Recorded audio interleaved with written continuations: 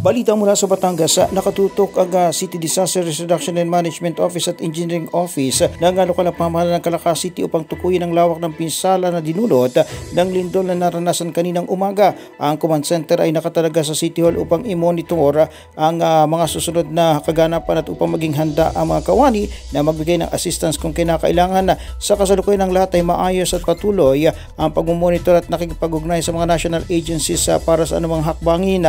Apila ng lokal na pamahalaan na manatiling kalmado at laging maging handa. Samantala nakatutok na rin at patuloy na nagmomonitor ang Provincial Disaster Risk Reduction and Management Office o PDRRMO sa ilalim ng pamumuno ni Dr. Amor Calayan. Samantala sinuspindi na ang klase sa lahat ng antas sa pampubliko at pribadong paaralan sa buong lalawigan ng Batangas upang maisiguro ang kaligtasan ng mga estudyante. Para sa kauna sa Pilipinas, DCRH, ito si RH35 Renz Belda. Tuloy-tuloy sa pagbabalita, tuloy-tuloy sa serbisyo, sama-sama tayo Pilipino. Umabot sa 11 poultry farm sa bayan ng Peñaranda, Nueva Ecija ang pansamantalang sinuspindi ang operasyon matapos ang isinagawang surprise inspection ng Task Force Alis Langaw sa lokal na pamahalaan.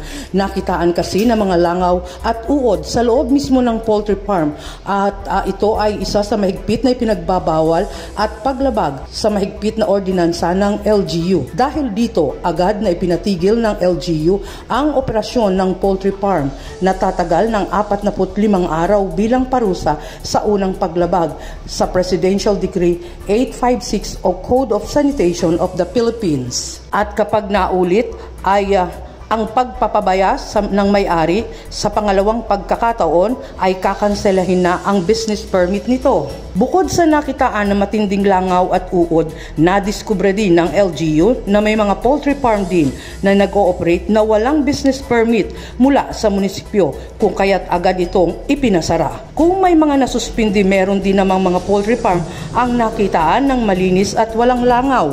Ginagamitan ng kusot at pinagtistisan ng kahoy ang sahig ng mismong dinudumihan ng mga manok at regular ang pag-i-spray ng chemical na pamatay langaw at uod. Mahigpit na rin, pinagbabawal ang makapasok sa bayan ng Peñaranda ang maruruming truck na kumukuha ng mga manok para maiwasang makapagdala ng langaw sa mga madadaanang lugar.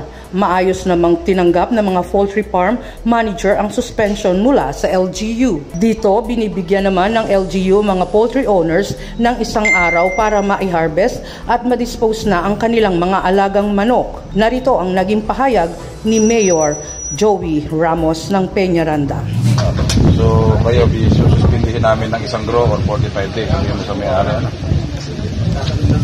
Ang Peñaranda ay tinaguri ang poultry capital sa Nueva Ecija na may mahalos mahigit 40 poultry farm at piggery farm. Para sa kauna-unahang himpilan sa Pilipinas, DZRH. Ito si RH25, Grace Vera Sansano. Tuloy-tuloy sa pagbabalita, tuloy-tuloy sa serbisyo, sama-sama tayo Pilipino.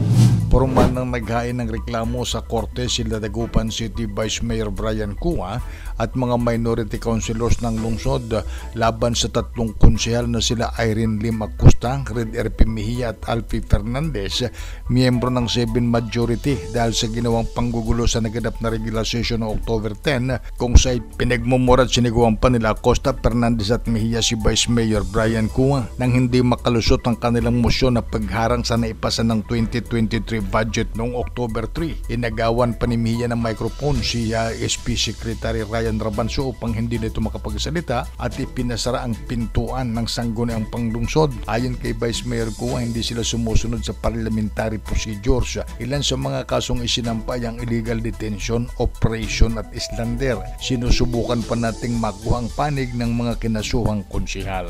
Mula sa Aksyon Radyo Pangasinan, ito si Freddy Pajardo, RH38, tuloy-tuloy sa pagbabalita, tuloy-tuloy sa serbisyo, sama-sama tayo Pilipino. Timbog sa drug bypass operation ang subject sa Barangay Poblacion Delgado, Bayan ng Kalinog, Iloilo. Kinilala ang subject kay Jomari Celestial, 30 anyos at residente rin ng nasabing bayan.